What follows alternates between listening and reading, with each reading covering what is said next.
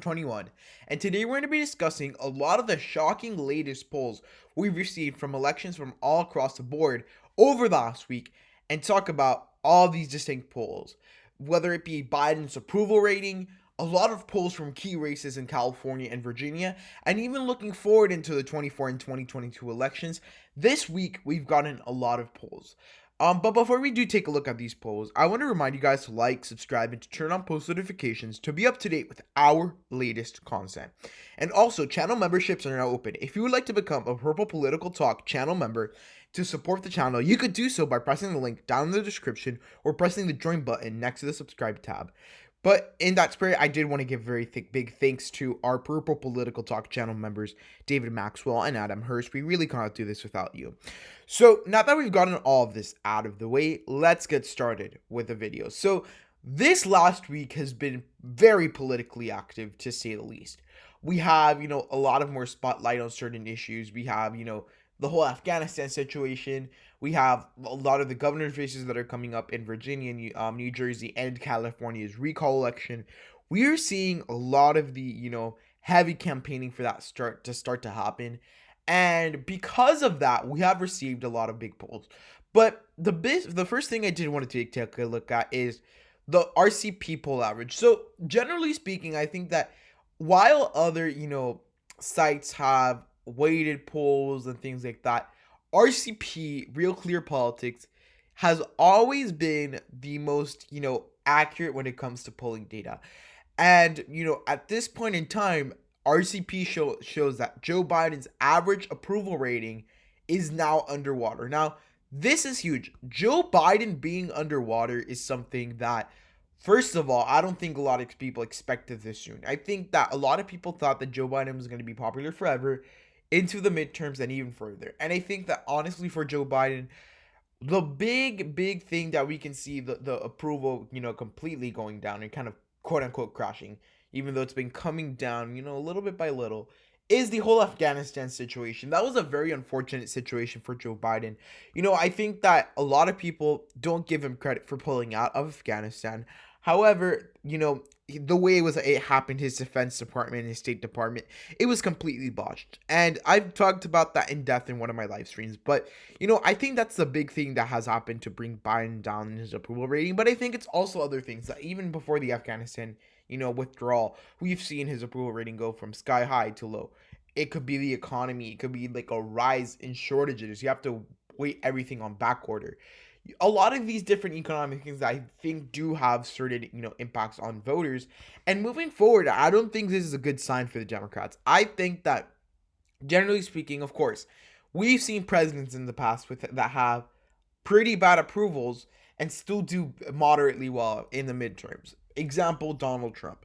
However, I think that with the Democrats and Joe Biden, it's going to be a little different because in the essence of it, I do think that a lot of Biden voters have essentially gone back to brunch. And that pretty much means that, we just wanted to get Trump out.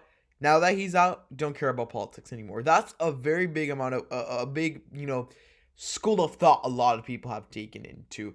And I do think that moving forward into the midterms, into 2022, and we're going to see the numbers right now, it's going to be very negative for the Democratic Party. As you can see, Biden's approval went within the matter of months 20% plus to now being underwater by 3%. This was the day that a lot of people knew that was coming, and I thought this day was coming. I was not sure how quickly it would happen. And according to RCP, there's still, FiveThirtyEight was a widely used, polling website. They still have Biden above water by a bit. But, I generally have come more to trust FiveThirtyEight for other types of polls when it comes to, approval ratings. And I think this is, a little bit better just because they've been more accurate over the years. But, overall, I think it's pretty bad numbers in Joe Biden's, case. The next thing I did want to take a look at is the California recall election. So this is another place that we've been getting a lot of polls over the last week. I think it just comes down to the fact that the recall is fastly approaching. And Gavin Newsom, even though he's popular at a statewide level, this race is closer than, they should have expected. Just a month ago, This race was keep plus 10. Remember, to keep in office means that there is no recall and Gavin Newsom stays in office. And to recall, is removing him. So essentially, if you're in California, if you vote yes to recall, you want a new governor, and no to recall, you don't want a new governor. And I think that with what we're seeing now, I think that this race could be a dead heat. We saw this get super close, and now Gavin Newsom has, somewhat improved on the polls, plus 1.2%. But ultimately, at the big things of it, is absolutely nothing. And I think that people, they don't think about this, that California is a state that is safe Democratic. They have Democrats in, it's a Democratic control state in almost of its entirety. And the Democrats are struggling to win here. Again, I think it just comes down to a lot of the things that Gavin Newsom has done with COVID and, some shady business dealings and stuff, like some scandals. But, I think ultimately, Newsom, I would say in my eyes, could, stay in office. But again, these polls should be worrying. And then I'm going to show you the big list of polls from very distinguished races. And, we're going to see and come into question the fact that the Democrats are not in their strongest point than they've been in the past. And I think this comes down to two things. Again, poor management on the behalf of the Democratic Party. And we can't forget that the Democrats had, they have a pretty bad political team in my eyes, in the sense that their strategists sometimes do things that really turn away voters instead of bringing them in. But also it just comes down to Republican excitement. Republican excitement is through the roof right now. I think that come the midterms, and again, we're going to see that in generic ballot polls that we have, the Republicans are in such more better standing than they would have been if Trump was in office right now. And I think that maybe, just maybe, in the long term for the Republican Party, Trump not being reelected might have been a positive thing. But I just want to now take a look at these latest polls. So we have a lot of different polls, including some 2024 polls, which I think very interesting. So we got a big amount of, generic ballot polls for 2022. Again, Susquehanna and Echelon Insights. Again, two partisan polls, but one we have Republicans plus 1, Democrat plus 10. And again, with other generic ballot polls that we have seen, I think that, it's a pretty positive thing for the Republican Party. I think that for example, in this primary, I wouldn't say Kamala Harris is plus 33 or plus 22. So, and it's from the same pollster. So I would go somewhere, I would probably add a couple points to this poll. Republican plus 1. That's not a good environment for the Democrats. The Democrats should be ahead by more.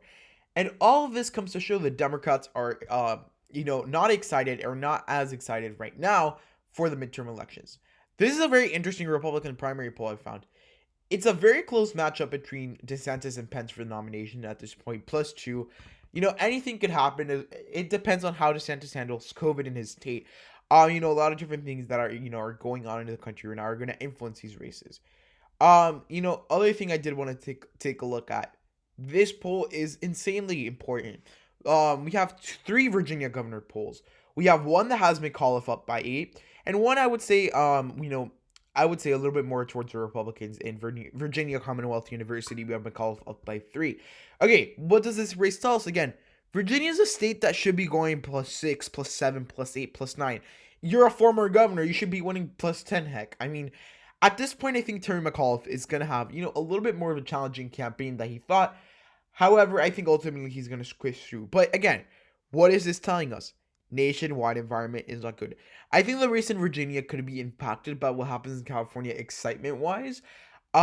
Generally speaking, I don't think it's going to have direct impacts, but at a more general level, it will.